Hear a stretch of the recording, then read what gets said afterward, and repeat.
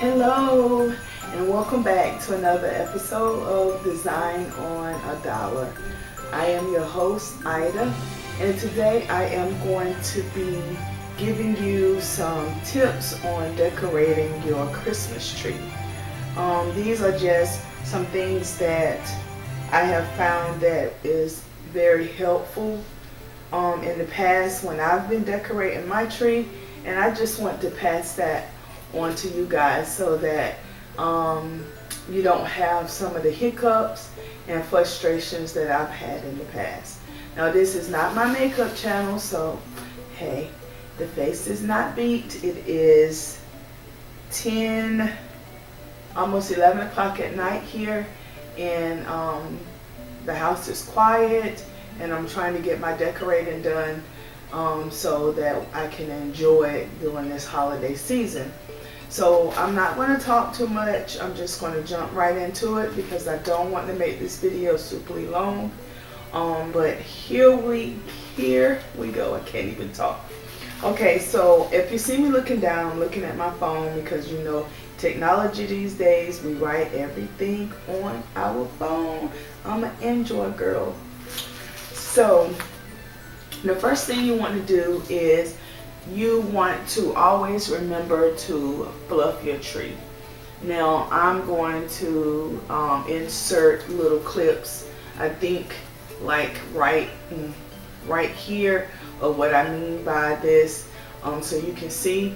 But always remember to fluff your tree out, because it's nothing like having your tree all decorated and you take a step back and look and you see all these gaping holes in it. So remember, your tree has been packed down in a box, and it's probably 3 times the size that it was when it was in that box. So you remember to stretch those branches out. Now, if you have an area in your tree, this is another tip that I don't have up here. This is a freebie. If you have a tree that's missing branches, or you're going to place it in a corner, that means in like you have a triangle shape and your tree is going to be faced back to that way, then what you can do is kind of like flatten out the back part of that tree, and so that the tree kind of like sits in the corner, but it's no branches in the back. You can take those branches in the back and use as fillers in the front, and this way you don't have to worry about decorating the back of the tree. It's less time. You can just rope your lights this way and go back and forth around the tree, and it gives you more ornaments to hang on the front of the tree to make it look fuller. The second tip I have: check your lights before you put them on your tree. Now, it's nothing like getting all those lights on your tree, plug them up, and half of them are not working or all of them are not working. And if you have already put all your ornaments on the tree, that is extra frustration. So we don't want that frustration. So remember to always check your lights before you put them on your tree. The third tip I have for you guys is, once you put your lights on your tree, make sure that they are arranged correctly. You don't want to have, like my lights right now, some of them are flashing, and then you got a section that's not flashing, and then you got another section that is flashing, and that is so aggravating to me. And I've been trying to fix it, but finally I said, okay, it's all right. I'll just leave it that way. But make sure, make sure that your lights are arranged properly and that everything looks good, because you know at night when the lights are out, the only thing that people are really seeing are the lights and not the decorations. The next tip I have is to sort your decorations out. So what I mean is, like, I got the hickadoolies. I have my flowers here. I have my ribbons and stuff here. I have my balls over here. I have my family heirlooms right here, and then I have like my ribbons on the other end. But sort your decorations out. That way everything is in one place. you know what you have, you see what you're working with, and you can kind of like look at your tree and say, okay, this can go here, here, here, here, and it makes that decoration process easier and faster. I have up here fluff your flowers out in advance because I have these type of flowers, and when I got them, they were all bunched together. So to make the process a little quicker, I just went on and opened all those up, as well as these gorgeous guys right here. I love them, I love them, I love them. They were all matted together, so I pulled them out. And then sometimes you just have the ones that clip on like these that are already open, so you really don't have to worry about them that much. But some of them do have to be fluffed out. So fluff your flowers out, make things go faster. If possible, go ahead and put your hooks on your ornaments. As you see, I have a lot of ornaments, and if you have the time, or you make it a fun activity, because decorating the tree is supposed to be a family thing. But my husband, all our children are grown, and so it's just really my husband and I here. But he is not here tonight, so this is something that I'm going to do because I'm very particular about the tree. I love decorating the tree. But get them to help. Get the little ones to help put the hooks on the ornaments. And then if you have a tub, like several different tubs or boxes, once they have put the hooks on them, just drop them in the appropriate box. Now if they're glass ornaments, you may want to handle them yourself, because that type of glass is very fragile, and you don't want them to break a bulb and get a cut or something. But yes, go ahead and pre-do your ornaments, and this also ensures that you have enough hooks for your ornaments, and you don't get almost finished with your tree decorated and you don't have enough ornaments to go along with it. I mean, enough hooks to go along with it. When you're ready, when you have all that done and you're actually ready to start decorating your tree, if you have ribbon to go on your tree, two things. First, make sure that you have enough ribbon. It's best to have too much than not enough, but put your ribbon on first. Make sure that you have enough ribbon, and then put your ribbon on.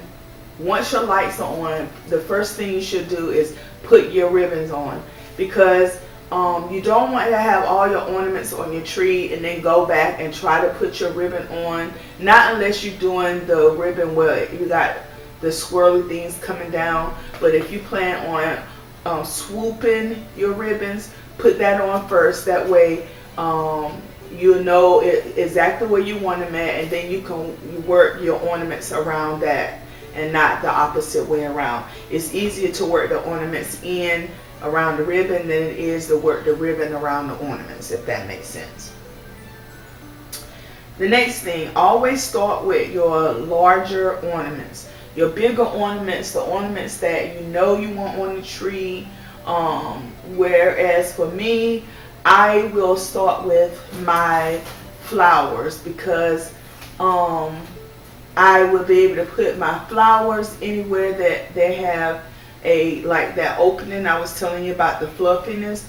If I just could not get that fluffiness that I want, I can put a flower there, and then I can work my ornaments around the flowers. So always start with your largest items first. And then what I like to do is, after I do my flowers and my larger ornaments, my larger bulbs and stuff, I like to go with my family heirloom ornaments. We've had these for years. Some of them are brass and they really need to be cleaned, but these are very special. This has all our names on it, but it does not have my foster daughters on it, but it have our names on it. This one has that, and then This one is one, my daughter's nickname is Pooh Bear. So we have a Pooh Bear there. And then this has like my husband and I name on it with the year on it. And then each one of the children has an angel with their birthstone and birth date on it. But so yeah, that's the order. And then you will work your way down with your medium ones, and then your little filler ornaments. And then after that, I would put my ribbons, my bows on the tree.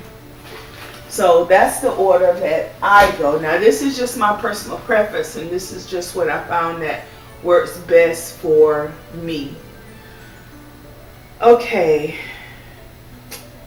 now these are just some rule of thumbs. Remember to have fun. Get the whole family involved, because your tree reflects your family, and you and your family are the ones that's going to see it the most. So decorate it according to y'all likes and y'all what you enjoy seeing when you walk in the door, or when the family is gathered around the tree. Don't decorate it based on anybody else but you. Now if you found a style that you're not sure what it is, and you see a style that someone else has done and you want to give it a whirl, then yes, you can do that. But for the most part, decorate your tree based on what you like, and you and your family do it together, because it's a family thing, and it makes everyone's happy and laugh. So it's a fun thing. Lastly, take lots and lots and lots of pictures, because even if you use the same decorations next year, if I use these same decorations next year, my tree is still not going to look the same. It's still not going to look as though it is on, hopefully in the morning, when I finish with the tree, because you're not going to strategically place the ornaments in the same place again next year. So take lots and lots of pictures. Use it for your Christmas cards. And oh, I forgot one. If you have a mantle like I have, I would say try, and your tree is going to be in the same room that your mantle is in, and you're going to decorate your mantle. Try to complement the two items. In my formal dining room, I'm going to have white and gold. In my in my living room, it's going to be traditional.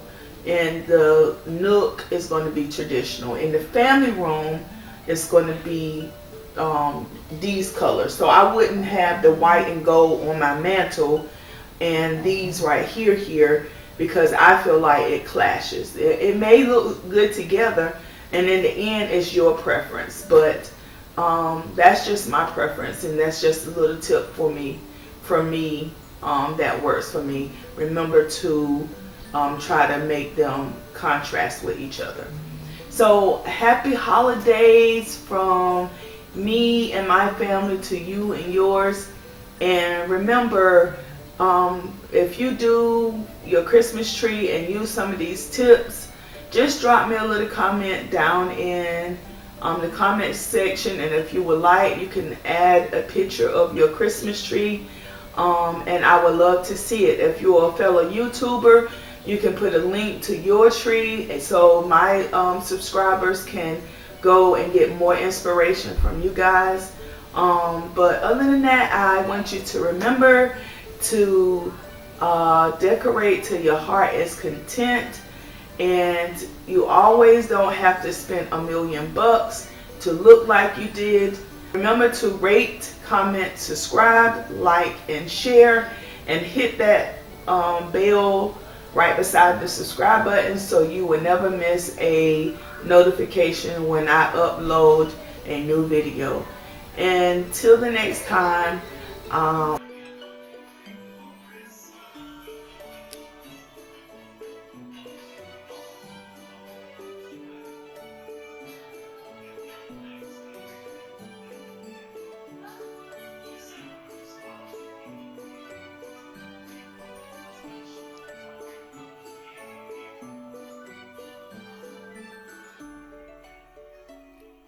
Okay, ladies and gentlemen, here she is, the finished product. I'm going to turn off the lights so you can see her with the lights off.